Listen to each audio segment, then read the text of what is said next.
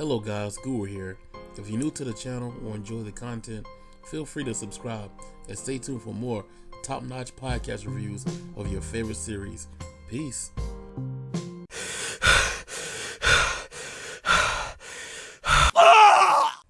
What's up people, Guru here. You know what time it is. Do you know what time it is? The Walking Dead Season 1, Episode 5. Let's get it. Let's go with the rundown, man. All right, the camp, they picks up the survivors pick up in the camp, and they're burying their dead, and they're having to kill some of them off because some people were bitten by the walk. The ones that are bitten by the walkers, they're pretty much infected, so they have the potential of coming back to life. So they're actually having to go around and actually shoot people that they know were fighting with in the head. Well, they pretty much putting just crushing their brains in whatever they can. Some using pickaxe or whatever. Daryl sometimes uses the bow and arrow, shoots them in the head and pulls the arrow back out to save, ammo or whatever, arrows, whatever have it. And it's a bad scene, and we see that Adria, I think that's named Adria, her little sister's dead, and Amy, and she's sitting there with the dead body. She won't let nobody come near her, and she's covered in the chick's blood. I'm thinking to myself, like, okay, this is an infectious disease, and you're playing in this blood. I know it's your sister, you love her, but she's been bit on the arm by a walker and bit in the jugular, so in the neck. So we know if she's infected just as long as the other one there. And so people at camp are getting kind of worried because they say, no, she's a ticking time bomb because that body can turn into a walker at any time. So everybody talked to her. She kind of shoos him off, and then Rick, she did play Rick. Rick tried to go talk to her like, I gotta go say something to her, man. We gotta, get this thing right. So you wanna go talk to her. This chick pulls a gun in his face, like, you know what? And I know how to, I know how to use the safety now. Cause Rick showed him. Rick like, whoa, okay. And then he backed off, and I'm like, yo, that made me mad. That made me mad because Rick saved her. Like I said, I know it's a stressful situation, but Rick saved them when it was in Atlanta and got them out of there and got them back to the camp so she could reunite with her sister. And for her to put that gun in his face for the second time, I really didn't like that, man. That didn't sit well with me, man. So this chick is really on my nerves already, man. I can't stand her, man. She know what time it is. It's bad that the sister got killed, but come on now. But let's go on with the rundown, man. And so they decide Rick decides, like, look, man, the camp's been compromised. Let's go. He want to go to the CDC. I think it's somewhere.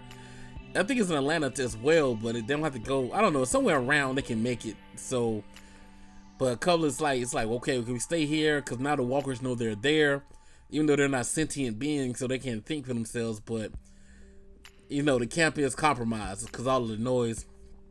And we found out that Jim's been bit, and I've got this black chick name, but she damn sure snitched. She snitched on this guy quick, like, oh, that's blood, that's fresh blood.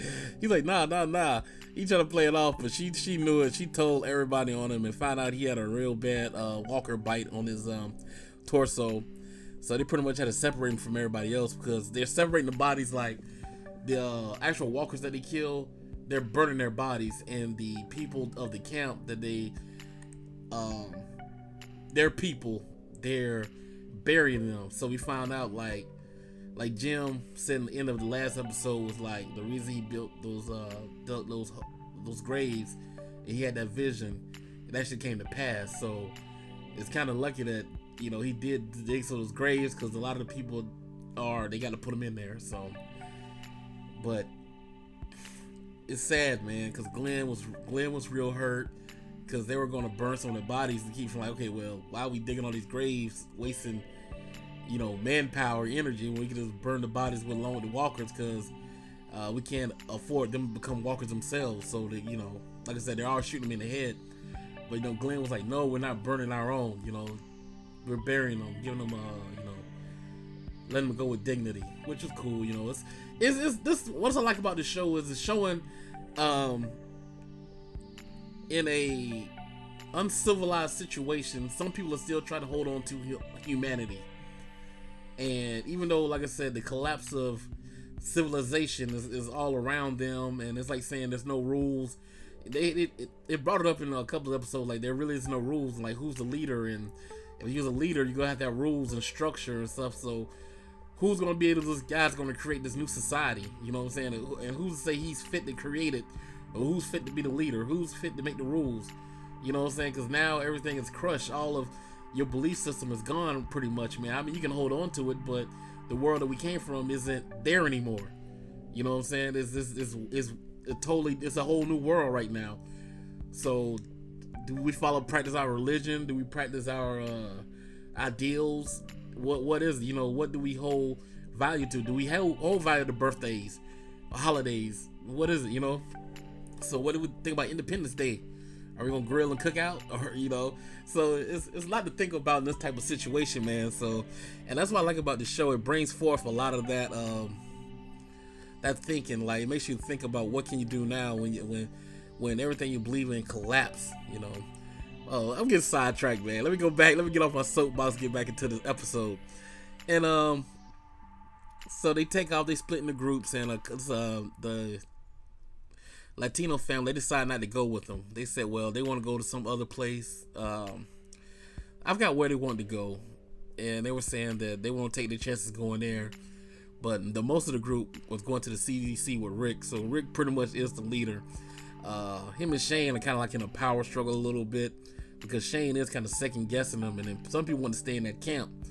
But you know, I can see where Rick's going, and so Rick goes to the CDC. They decide to go to CDC. And Jim, oh man, Jim, he finally tells him, like, look, I can't go no further, because the Winnebago breaks down and they have to fix it. And he tells him, like, his body is just falling apart. He's like, look, man, I can't.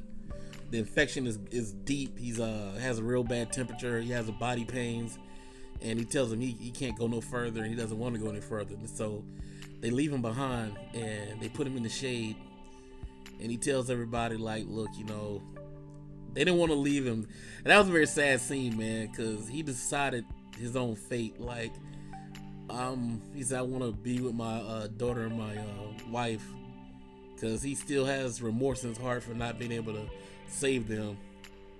And he's gonna, I ain't gonna say sacrifice himself, because he has the disease, man. There's no way around it, and he's just going out on his own terms, because he can't go. They're gonna end up having to kill him anyway. He knows that. And so instead of having to burden his friends with them having to kill him, and you know, he knows it's gonna happen. So they actually gave him a gun. Rick gave him a gun, like, look, man, you know, if you want this, like, you know, you want to shoot yourself in the head pretty much. And he's like, nah, I'm just gonna, you know, just let the disease take him. And it was a sad scene, man. Everybody cried to leave him behind, and because at the end, he really wasn't a bad fellow, even though he had a mental breakdown. But that was a sad scene for me too, man. I always like to see scenes when men man up and they decide their own fate. And he took it, man. He took it like a man. He sat under a tree and he told him how good the breeze felt, and he looked up at the clouds and the sun and stuff, man. And because he was already having bad dreams and visions, so it was pretty rough, man. They drove off and left him behind, and yeah, that was a very touching scene, man. But when they get to the CDC, oh my gosh, it is just a pile of bodies everywhere, man. And I'm like, yo, I was thinking to myself, it's flies and stuff, man. I was wondering why those guys, all those bodies, why they didn't get turned into walkers. I'm pretty sure that's how they got killed, was by the walkers. But if they were bitten and infected and stuff like that, some of those guys, like, body was like whole almost. They were just killed. So I'm like, what happened? Did they get hit by stray ammo, or I don't know? That's kind of weird to me. I thought if you was bit by a walker, you become a walker. I don't know, but that's not here or there. But we see all the bodies laying around, flies everywhere, and right then and there, nobody. Everybody thought it was over. The walkers start getting attracted to them, and they think like, yo, we got to get out of here. They're running low on gas, so things are bleak as hell. And Rick is just flipping out, and he's screaming at the camera and stuff, man, like, yo, save it, you know, let us in. And that just shows you, once you're at the brink, when you're at the absolute brink, that there's no further, no place where he can go. There's not much he can do now. This was the only hope, and it seemed like it wasn't gonna happen, and he had nothing else left. And he was a man trying to protect this. Not only that, trying to protect his family. He made a decision to come out there, and he pretty much risked everybody's life on this gamble, on this decision. And it seemed like he doomed everybody. And he flips out like, let us, he just started breaking down, screaming. Everybody telling him, we got to go, we got to go. And he's couldn't, his heart is hard. He had put all his faith in that situation, and it was done. And I thought that was a great scene. And when he saw that camera move, and everybody thought, you seeing things? And no, I know, I saw the camera.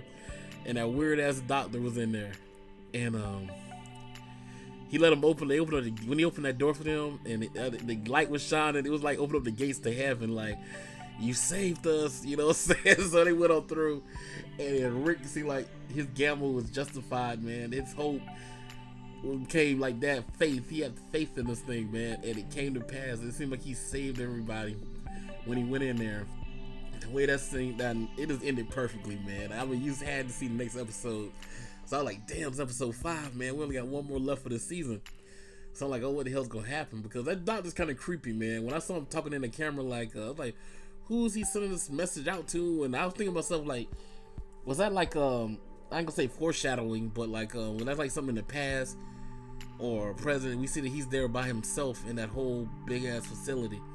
And, we saw some kind of experiment failed and ended up getting destroyed, and he was flipping out and planning on his own suicide himself. So it's kind of weird. And I was thinking to myself, like, what's going on here with this guy, man? Did he make the virus or what?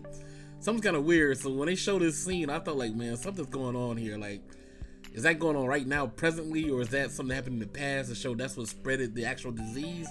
I don't know. So, but when I saw that he still was alive, I'm still thinking, like, okay, well, something's up with that guy, man. He looks weird. Anyway, and how reluctant he was to let them inside the building, I don't know, man. He's already trying to kill himself, so is he remorseful for spreading the disease or what? We're gonna find out, man, next episode, man.